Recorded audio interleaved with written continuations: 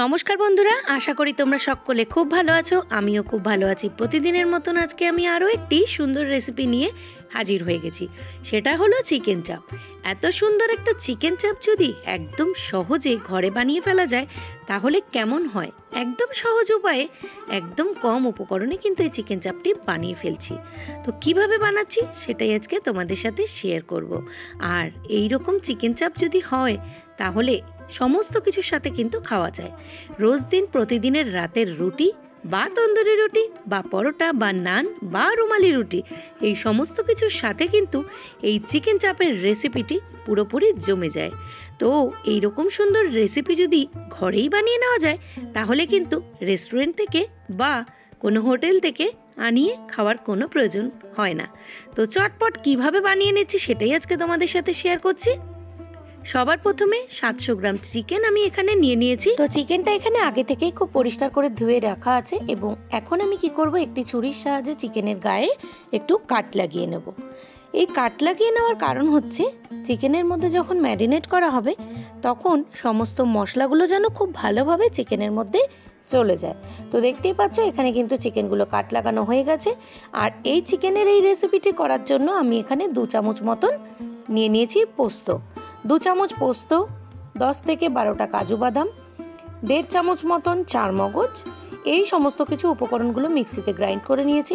যেহেতু এই পোস্ত আর কাজু বাদামের ন্যাচারাল অয়েল থাকে সেই জন্য কিন্তু মিক্সির গায়ে আটকে গেছে।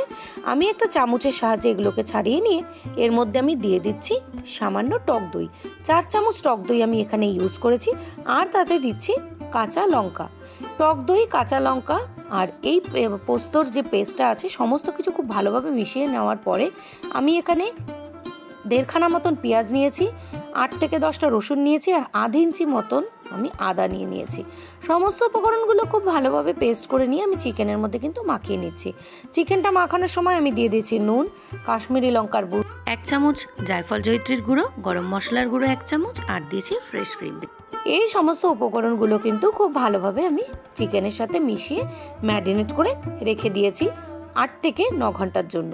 তোমরা চাইলে 5 থেকে 6 ঘন্টাও ম্যারিনেট করতে পারো, কিন্তু যতক্ষণ জিনিসটা ম্যারিনেট হবে রান্নাটাও তত টেস্টি হবে। তো আমি চিকেনটাকে এখানে ম্যারিনেট করে রেখে দিয়েছি। তারপর আমি কিন্তু রান্নাটা হওয়ার প্রায় 2 ঘন্টা আগে চিকেনটাকে বাইরে বার করে রেখেছিলাম। চিকেনের নর্মাল টেম্পারেচারে আসার মাত্রই আমি চিকেনটাকে রান্না করব। কড়াতে আমি 2 চামচ মতন ঘি দিয়ে দিয়েছি আর দিয়েছি 5 চামচ মতন সাদা তেল। তেল আর ঘি সম্পূর্ণরূপে মিশে যাওয়ার পর আমি এখানে কিন্তু চিকেনগুলো আগে কড়াইতে দিয়ে দিয়েছি। সামান্য এদিক ওদিক একটু ভেজে নেব। ভিডিওটা চলতে চলতে একটা কথা বলে রাখি, যারা আজকে আমার পরিবারে নতুন তাদেরকে জানাই অসংখ্য ভালোবাসা, এবং যারা আজকে আমার পরিবারে নতুন যদি আমার ভিডিওটি ভালো লেগে থাকে তাহলে ভিডিওটাতে একটা লাইক করে দিও আর পাশে থাকা বেল নোটিফিকেশনটা অন করে আমার বন্ধু হয়ে যেও। আর যখন আমি নতুন কোনো ভিডিও আপলোড করব তখন কিন্তু চটপট তোমাদের কাছে পৌঁছে যাবে। চিকেনগুলো আমি কিন্তু কড়াইতে দিয়ে দিয়েছি। এরপর একটা স্প্যাটিউলা বা হাতার সাহায্যে চিকেনগুলোকে কিন্তু খুব সুন্দরভাবে উলট পালট করে মিডিয়াম আঁচে একটু ভেজে নিতে হবে।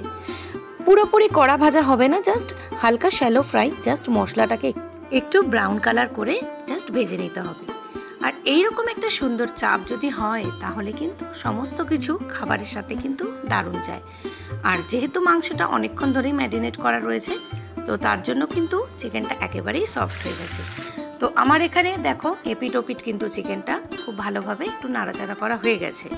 এরপরে কিন্তু আমি এখানে যে পেস্ট, যে মশলাটা ম্যারিনেট করা ছিল সেটাকে আমি এখন কড়াতে দিয়ে দিচ্ছি এই চিকেনের মধ্যে। তো সমস্ত মশলাটা খুব ভালোভাবে কিন্তু চিকেনের মধ্যে মিশিয়ে দেব। চিকেনের মধ্যে সমস্ত মশলাটা দিয়ে ভালো করে কিন্তু একটা হাতার সাহায্যে নাড়িয়ে দিতে হবে।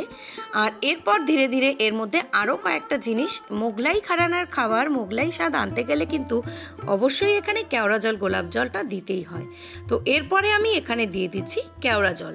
তো কেওড়া জল না দিলে কিন্তু চিকেন চাপের অথেন্টিক স্মেলটাই আসবে না। তোমরা যদি চাও সেখানে গোলাপ জল দিতে পারো। আর আমি এখানে দিয়ে দিচ্ছি মিঠা আতর। 1 চামচ কেওড়া জল, 1 চামচ গোলাপ জল আর 8 থেকে 10 ফোঁটা মতন এখানে মিঠা আতর আমি দিয়ে দিয়েছি। এই সমস্ত কিছু উপকরণ দিয়ে খুব ভালোভাবে নাড়াচাড়া করে কিন্তু আমি একটা ঢাকা দিয়ে রেখে দিয়েছি প্রায় 15 থেকে 20 মিনিটের জন্য। তো দেখতেই পাচ্ছ মাংসটি কষাতে কষাতে কত সুন্দর কিন্তু তেলটা বেরিয়ে এসছে।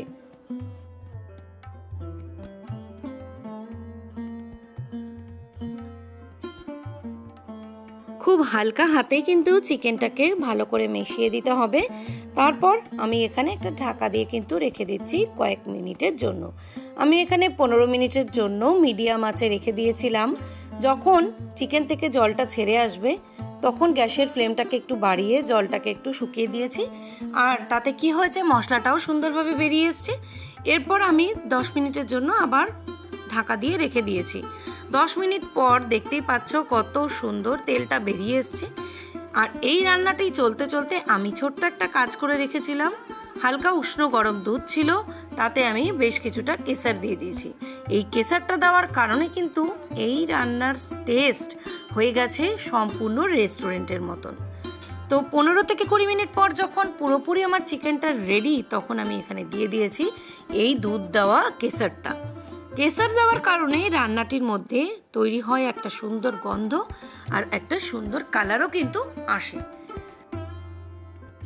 বেশ কিছুক্ষণ তারপরে আমি ঢাকা দিয়ে স্ট্যান্ডিং টাইমের জন্য রেখে দিয়েছিলাম। এখন দেখো পুরোপুরি সার্ভ করে নিয়েছি একটা ডিশে। তো কেমন লাগলো আমার এই চিকেন চাপের রেসিপিটি অবশ্যই কিন্তু কমেন্টের মাধ্যমে জানিও। আর যদি তোমাদের ভিডিওটি ভালো লেগে থাকে তাহলে আমার চ্যানেলটাকে লাইক করে সাবস্ক্রাইব করে পাশে থেকো। ততক্ষণ পর্যন্ত সকলে ভালো থেকো, সুস্থ থেকো। আবার আসবো পরবর্তী কোনো রেসিপি ভিডিওর সাথে। ততক্ষণ পর্যন্ত টাটা, সকলে খুব ভালো থেকো।